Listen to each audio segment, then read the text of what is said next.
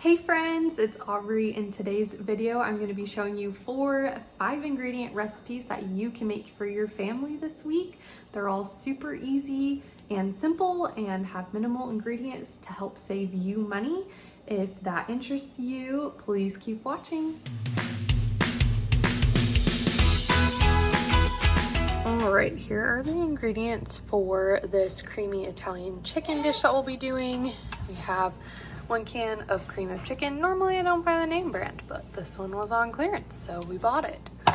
And then cream cheese, an Italian seasoning mix, some pasta that we'll put all of this over, and some frozen chicken that I did in my most recent video where I did a freezer prep. And so if you're interested in seeing that, I will leave it in a card up here. I'm just gonna dump the chicken into the crock pot, frozen. And I'm using chicken thighs. You can use chicken breasts or tenderloins. Whatever you have on hand, we just happen to have chicken thighs. And then I'm just gonna add a little bit of seasonings. This is totally not necessary. You can just use the Italian dressing mix, but I'm gonna add a little bit of garlic powder and some onion powder. And some salt and pepper.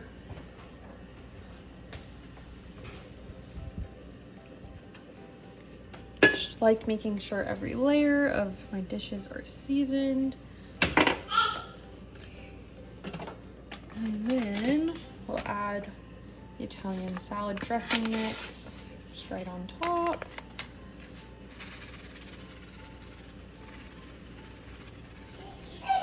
And I am gonna add just a little bit of water because I'm gonna be cooking this on high.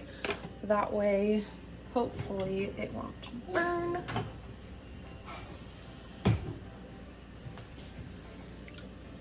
Just adding maybe like a 1/4 cup of water. We're gonna turn this on high for like 2 hours to let the chicken cook. And then once it is mostly cooked, we will add the other ingredients. See you in 2 hours. So the chicken has been cooking on high for about 2 hours. It's looking pretty good. I am going to shred it up a little bit, or at least separate the pieces.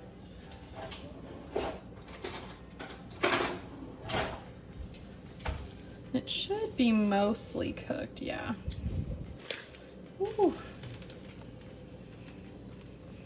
Okay, gonna separate those pieces out, and then we're gonna mix together the cream cheese and cream of chicken, and we'll dump it in. Relatively combined the cream cheese and cream of chicken mixture. Just gonna dump it on top. And we'll cook this on low for about another hour, just so that everything melts, comes together. Just gonna spread this around onto all the chicken.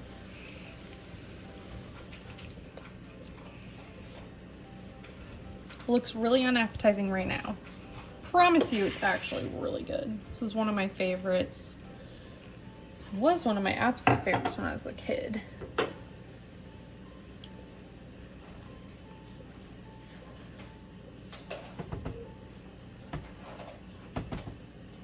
And my child's eating dog food, so I gotta go. Does anybody else's children like dog food? Because I swear, I leave it on the ground for 1 second, she goes straight for it. So we're back to the chicken. Spread it around, turned it to low. We're gonna leave it for about an hour, and then we will check it then. While the chicken was finishing cooking, I boiled some pasta on the stove and added some butter and Lowry's and salt. And this is totally optional. You don't have to season your pasta or rice or whatever you're deciding to put the chicken and sauce over. I just like to, like I said earlier, season every layer of the dish. That way it is nice and flavorful. It may still look unappetizing, but trust me, once you put it on top of rice or pasta, it is one of the most tasty dishes. Super easy, minimal ingredients, family favorite. Definitely recommend this for your family. For dinner tonight, I'm going to be making a tortellini bake, and so you'll just need a can of pasta sauce or homemade, some ground beef or sausage, or if you want to leave the meat out completely, you can totally do that as well. You'll need a package of tortellini and then some mozzarella or Parmesan cheese. We're gonna put all of this together in a pan and pop it into the oven, and it will turn out nice and bubbly, cheesy, and delicious. We're gonna spray the pan to make sure nothing gets cooked on and stuck to the pan. Makes it a lot easier to clean up. We're gonna add a little bit of the pasta sauce to the bottom, and then we're gonna start adding the ingredients. So I added a little bit of the ground beef, and this was pre-cooked ground beef that I did in my freezer prep video last week. Again, I'll have that link down below and a card here for you to check that out. And then I'm going to add in the tortellini. I didn't do the full pound bag because it's just my husband, baby, and I. And so we just did a little bit less than the full pound, probably about 12 ounces.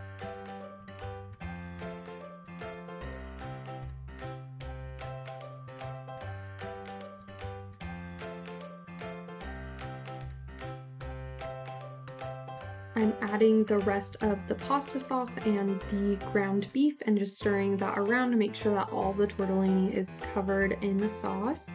And then I'll be topping this with some mozzarella cheese and covering it with tin foil to put it into the oven.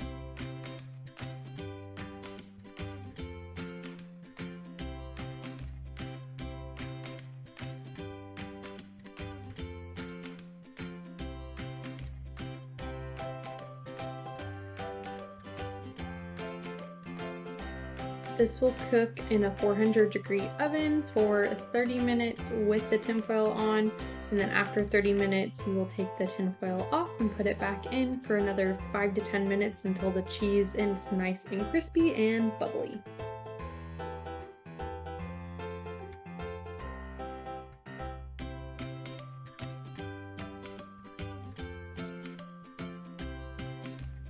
Look at all those delicious bubbles. So good.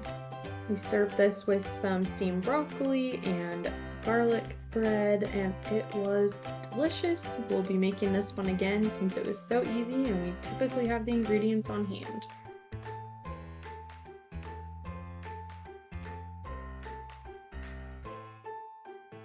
With some ground pork that I got on clearance a few weeks ago, I decided to make this barbecue pork sandwich recipe. I'll be sure to have it linked in the description box. I am doing a half portion of this since it's just my husband, baby, and I, and so we're going to make 6 sliders instead of a full 12. The recipe I have linked down below is for a full 12, but we'll first do a half pound of the ground pork. We'll put it into a baking dish and put the 4th cup of barbecue sauce into the dish as well, and we're going to mash this up with one of my favorite kitchen tools, my meat masher. I'll be sure to have this one linked in the description box for you if you're looking for something like that. Makes cooking ground meat so much easier.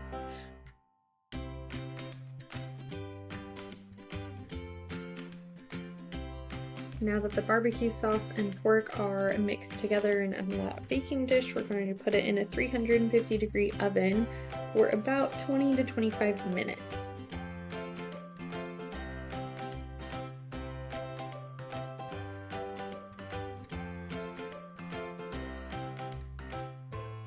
While the pork is cooking, we are going to saute some onions in some butter with some salt and pepper on the stove. And once those are translucent, you can set them aside. Next, we're gonna prep the slider buns by cutting them in half. And people make this look so easy to cut all the slider buns in half at once. I don't know, I'm not a professional. This is my first time cooking sliders like this, but it's definitely harder than it looks. after 20 to 25 minutes, once the pork is cooked, you will take it out of the oven. I decided to use a separate pan just so I don't have to clean in between, but what you can do is clean the pan that had the pork in it after you remove the pork and put it on the side, and then you can put the buns in that pan. What I did, I just put the buns in a different pan and then scooped the pork and barbecue sauce mixture onto the buns, and then I added the sauteed onions and some mozzarella cheese.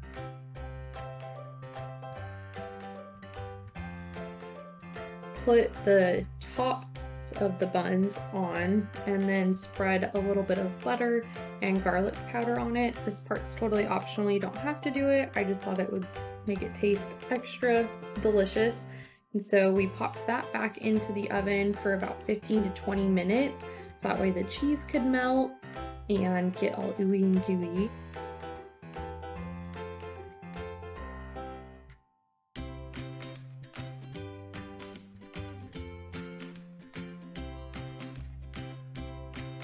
I also made some french fries to go on the side with this.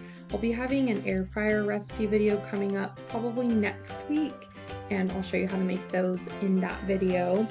And this turned out really well. If you do see ground pork on sale or on clearance and you're unsure of what to make with it, I definitely recommend this recipe. Next time I see some ground pork at the store, I will be picking it up if it's a good price. The next recipe is Instant Pot mac and cheese. This turned out so good. I was definitely skeptical of making mac and cheese in the Instant Pot because I've never cooked pasta in the Instant Pot before, but it turned out super delicious. And what I used in this recipe was some Tillamook cheese, butter, some Polish sausages, rotini, and milk.